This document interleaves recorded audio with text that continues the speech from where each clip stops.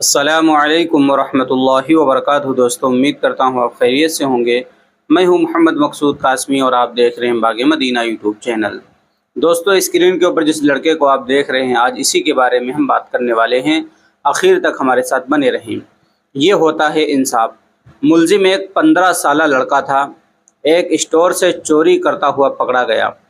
پکڑے جانے پر گارڈ کی گرفت سے بھاگنے کی کوشش کی۔ مزاحمت کے دوران اسٹور کا ایک شیلف بھی ٹوٹا۔ جج نے فرد جرم سنی اور لڑکے سے پوچھا، تم نے واقعی کچھ چرایا تھا؟ بریڈ اور پنیر کا پیکٹ لڑکے نے اعتراف کر لیا۔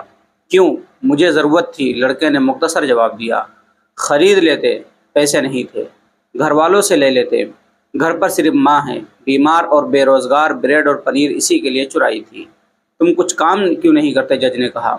کرتا تھا، ایک کار واش میں ماں کی دیکھ بھال کے لیے ایک دن کی چھٹی کی تو نکال دیا گیا۔ تم کسی سے مدد مانگ لیتے؟ صبح سے مانگ رہا تھا، کسی نے ہیلپ نہیں کی۔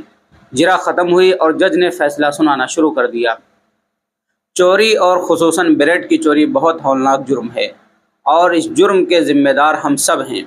عدالت میں موجود ہر شخص مجھ سمیت اس چوری کا مجرم ہے۔ میں یہاں موجود ہر فرد اور خود پر $10 جرمانہ عائد کرتا ہوں۔ $10 ادا کیے بغیر کوئی شخص کورٹ سے باہر نہیں جا سکتا۔ یہ کہہ کر جج نے اپنی جیب سے $10 نکال کر میز پر رکھ دیے۔ اس کے علاوہ میں اسٹور انتظامیہ پر $1000 جرمانہ کرتا ہوں کہ اس نے ایک بھوکے بچے سے غیر انسانی سلوک کرتے ہوئے اسے پولیس کے حوالے کیا۔ اگر 24 گھنٹے میں جرمانہ جمع نہ کرایا تو کورٹ اسٹور سیل کرنے کا حکم دے دے گی۔ فیصلے کے آخری ریمارک یہ تھے، اسٹور انتظامیہ اور حاضرین پر جرمانے کی رقم لڑکے کو ادا کرتے ہوئے عدالت اس سے معافی طلب کرتی ہے۔ فیصلہ سننے کے بعد حاضرین تو اشک بار تھے ہی، اس لڑکے کی تو گویا ہچکیاں بند گئی تھی اور وہ بار بار جج کو دیکھ رہا۔ کفر کے معاشرے ایسے ہی نہیں پھل پھول رہے، اپنے شہریوں کو انصاف ہی نہیں، عدل بھی فراہم کرتے ہیں۔